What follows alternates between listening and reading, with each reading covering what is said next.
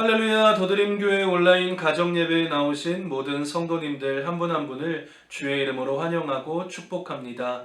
이 시간 드려지는 예배가 신령과 진정으로 드려지는 예배, 우리의 마음과 뜻과 정성을 다하여 주님 앞에 기쁨과 감사함으로 올려 드려지는 예배가 되어지기를 원합니다.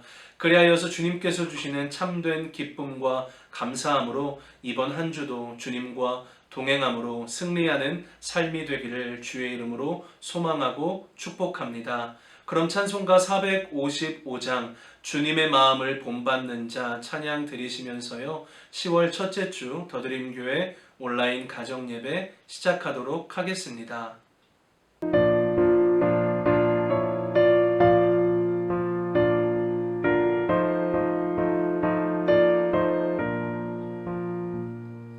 주님의 마음을 본받는 자, 그 마음의 평강이 찾아오는 험악한 세상을 이길 힘이 하늘로부터 임함이로다.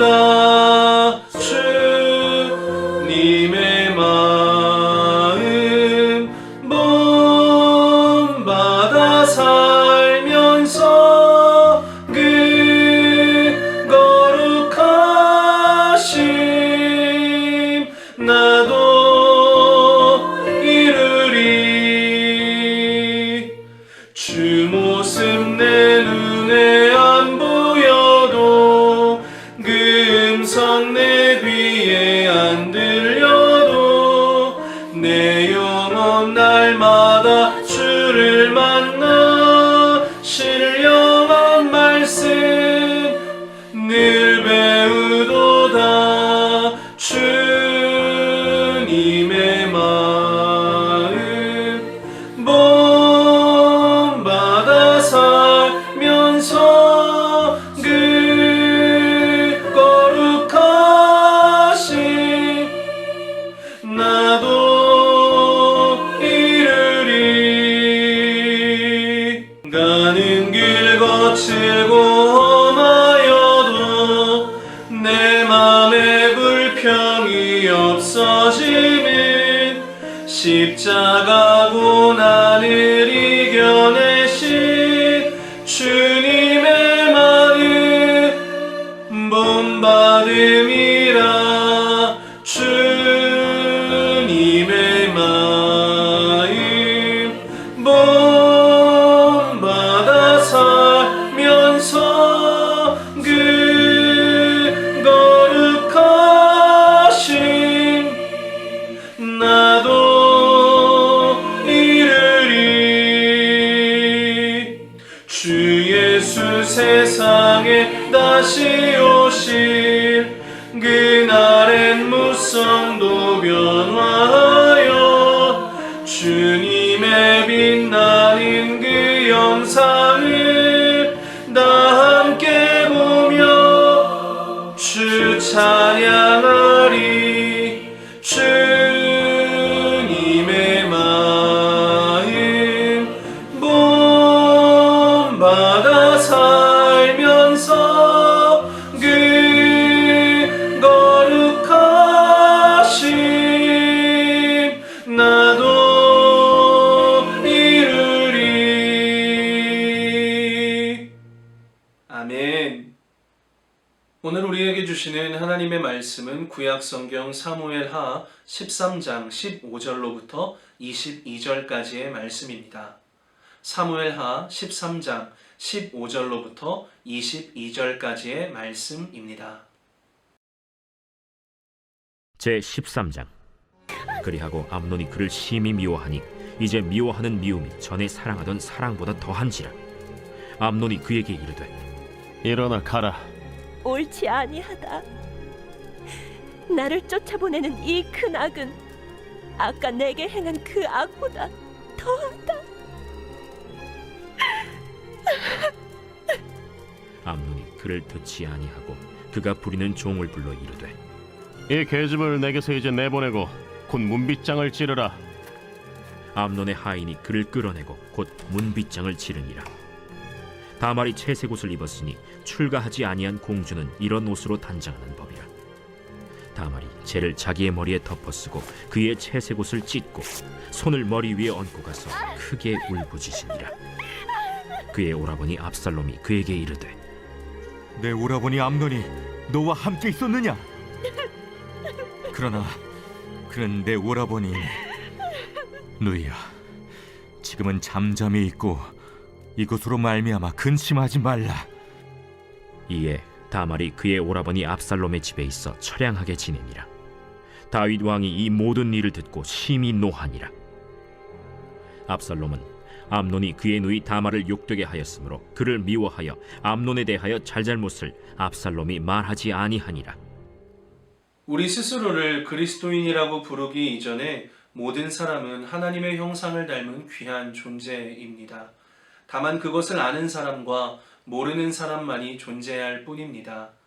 오늘을 살아가는 그리스도인은 예수 그리스도의 십자가의 은혜, 구속의 사랑을 믿음으로 말미암아 하나님의 형상을 다시금 회복한 거룩하고 복된 존재입니다. 하나님의 형상을 회복한 우리가 참으로 사람답게 살아간다는 것은 무엇을 의미하는 걸까요? 참으로 사람다운 삶이란 그냥 나의 안위만을 챙기며 그 안에서 만족하는 차원의 삶이 아닌 이웃에 대해서 눈을 뜨고 거듭 깨어나는 삶이 하나님의 형상을 회복한 사람다운 삶일 것입니다. 최근 청년들이 위로를 받을 때가 없다고들 이야기를 합니다. 자신들의 마음을 헤아려 주거나 이해해 주는 사람이 없기 때문이겠죠. 더군다나 위로를 받기 위해서는 자신의 속마음을 털어놓고 싶지만 타인의 시선 때문에 자신만의 상처와 어려움을 이야기하기가 두렵다고들 이야기합니다. 치열한 경쟁 사회이다 보니 요즘 청년 10명 중 8명이 속마음을 드러내는 게 약점이자 흠이라고 생각해서 가까운 사이에서도 위로받는 것을 주저하게 된다고 하는데요. 오늘 본문은 암논으로부터 씻을 수 없는 수치를 당하고 쫓겨나고 버림받은 다말이 자신이 당한 모욕과 수치를 용기 내어 고백하는 것으로 시작을 합니다. 심지어 왕족과 처녀임을 나타내는 채색 옷을 찢고 크게 통곡하며 자신의 부끄러움을 모든 사람들에게 용기 내어 드러내고 고백하고 있습니다. 어쩔 수 없는 상황에서 당한 억울함을 토로하고 문빗장 뒤에 숨은 암논의 악행을 용기 내어 폭로하고 있지요. 그런데 그 누구 하나 다말의 마음을 헤아려 주거나 그녀의 이야기를 귀담아 주는 이가 하나도 없었다는 사실이 참으로 서글픈 현실을 여실히 보여주고 있는 것 같습니다. 압살롬은 다말이 수치를 당한 것을 뻔히 알고 있음에도 불구하고 지금은 잠잠하라, 이 일로 근심하지 말라라고 이야기를 하고 있습니다. 그리고 아버지 다윗은 그저 분노하는 것 외에는 아무런 조치도 없습니다. 그리고 그 분노가 무슨 의미인지도 명확하지가 않습니다. 자식에 대한 애정 때문인지, 과거에 대한 쓰라린 기억 때문인지, 아니면 왕가의 명예를 지키려는 자존심 때문인지 명백히 알 수는 없습니다. 그렇지만 분명한 것은 아버지로서 다윗은 자녀들 사이의 문제를 공정하게 해결해야 함에도 불구하고 누이를 욕보인 암몬에게 어떠한 징계도 어떠한 처벌도 하지 않았다는 것입니다. 그저 쉬쉬하는 모습만 보일 뿐이고 그저 분노하는 것 외에 아무런 조치도 없었다는 것이죠. 본문 21절은 다윗 왕이 이 모든 일을 듣고 심히 노하니라, 여기까지만 기록을 하고 있습니다. 그런데 기록에 살펴보니 70인역 성경에는 그 뒤에 삭제된 이야기도 기록되어 있다라고 이야기를 하는데요. 70인역 성경에서 21절은 이렇게 기록되어 있다고 합니다. 다윗 왕이 이 모든 일을 듣고 심히 분노했다. 그러나 그의 아들 암논의 영혼을 아프게 하지는 않았다. 왜냐하면 그가 그의 첫 아들인 암논을 사랑했기 때문이다 라고 기록되어 있다고 합니다. 다윗은 암논의 영혼은 끔찍하게 생각하면서도 다말의 영혼이 죽어가는 것을 신경을 쓰지는 않았습니다. 자녀들 사이의 문제를 공정하게 해결해야 함에도 불구하고 다윗은 암논에 대한 편애로 자녀들 사이의 갈등을 더욱더 야기시킨 것이죠. 그 누구보다 다말의 영혼이 위로를 받고 그의 마음이 헤아림을 받아야 하는 상황에서 가해자인 암논의 마음이 헤아림을 받고 있는 웃지 못할 상황이 벌어지고 있는 것입니다. 다윗이 다말의 사건에 대한 내용을 듣고 암논에게 어떤 조치를 취하고 다말을 사랑으로 헤아려 주었다면 다말의 삶은 달라졌을 것입니다.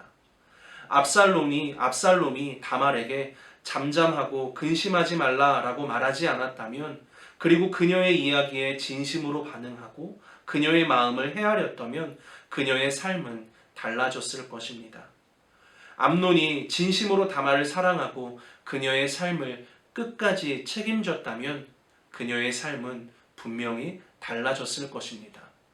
달라지는 것뿐만이 아니라 이전 다말의 삶보다 더 아름답고 복된 삶으로 변화되었을 것입니다. 그런데 어느 누구도 그녀의 삶에 관심을 갖지 않습니다. 그저 그녀의 삶이 어떻게 기록되어 있나요? 다말이 그의 오라버니 압살롬의 집에 있어 처량하게 지냈다라고만 기록하고 있을 뿐입니다. 우리의 삶이 마치 다말과 같지 않았나요? 죄와 사망 가운데 그저 죽은 자의 삶과 같았습니다. 이런 죄와 사망에 갇혀 있는 우리의 인생을 구원해 주신 분이 누구인가요? 바로 예수 그리스도입니다. 흑암에 갇혀 있는 우리의 인생 가운데 임마누엘이신 하나님께서 찾아오시고 함께하여 주시고 구원하여 주셨습니다. 그리고 의와 생명의 길로 우리를 인도해 주셨습니다. 그래서 새로운 삶, 영생의 삶을 누리는 복되고 아름다운 삶을 살아가게 되었습니다. 위로가 필요하고 마음의 헤아림이 필요한 우리의 삶 속에 예수 그리스도께서 진정한 소망이 되어 주셨습니다. 이제 우리가 예수님으로부터 받은 사랑을 우리의 삶 속에 흘려보내야 할 때라는 것을 오늘 본문은 우리들에게 가르쳐 주고 있습니다. 일본의 여류 작가인 미우라 아야코가 조그만 점포를 열었을 때의 일입니다. 그녀가 작가로서 등단하기 이전의 일인데요. 너무나 장사가 잘 되다 보니까 트럭으로 물건을 매일같이 공급해야 할 정도로 매출이 쑥쑥 올라갔다라고 이야기를 합니다. 그에 반해 옆집 가게는 파리만 날렸다고 합니다. 골목 상권은 자꾸만 죽어갔다고 이야기를 합니다.